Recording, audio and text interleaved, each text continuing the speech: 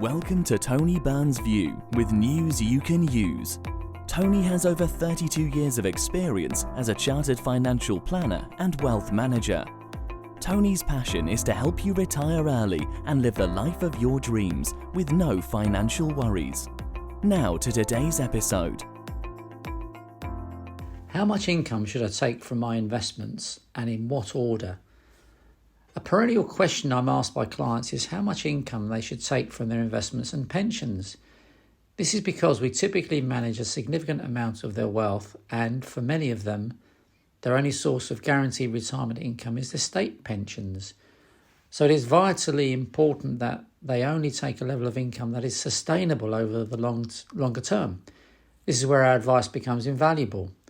Historically, financial planners and academics have considered a safe withdrawal rate to be 4% a year. However, that was in an era when interest rates were much higher. These days, I tend to recommend a withdrawal rate of 3% a year in most cases, unless the clients are close to state/work retirement age and there is a shortage for a few years until their pensions start being paid.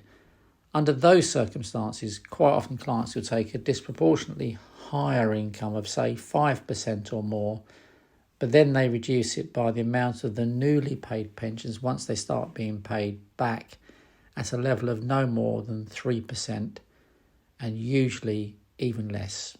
Of course, the time frame for sustainable income to last is also important.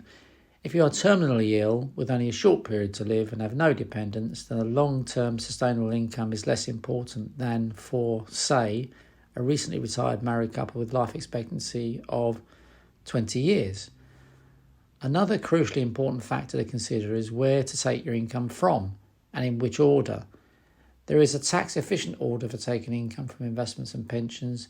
Generally, the following order is best: cash, including cash ISAs, followed by taxable investments, followed by stocks and shares, ISAs, and finally pensions, excluding final salary pension schemes. It's best to withdraw income from the least tax-efficient source first, including the source which produces the lowest investment return. Currently, that's cash, as represented by your bank accounts. Your bank accounts are subject to income tax on the interest unless they are held in cash ISAs. Also, the interest rate is currently very low and typically less than 1%. Next in line are other taxable investments. That's because these investments are already being taxed whether you withdraw income from them or not. Also, tax disadvantaged investments will usually achieve lower investment returns than tax efficient ones. Income from stocks and shares ISAs can be taken tax-free, unlike income from pensions. And ISAs form part of your estate for inheritance tax purposes, unlike pensions, so you should usually take income from such ISAs in preference to your pensions.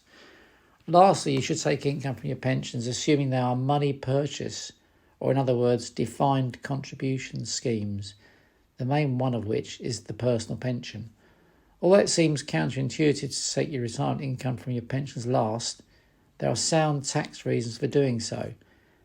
Pension income is subject to taxation at your marginal rate of income tax, in other words, up to your highest rate of income tax after taking into account all of your sources of income, including other pensions such as the state pension.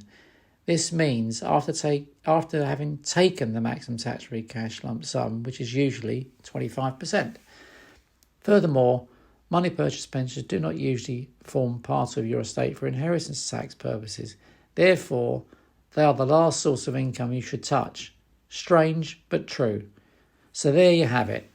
Guidance on what is a sustainable level of income from your investments and pensions, and an order of withdrawal sources. You know it makes sense.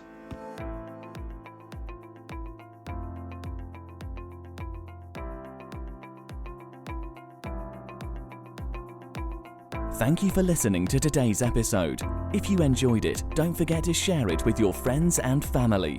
For more information, head to www.wealthandtax.co.uk.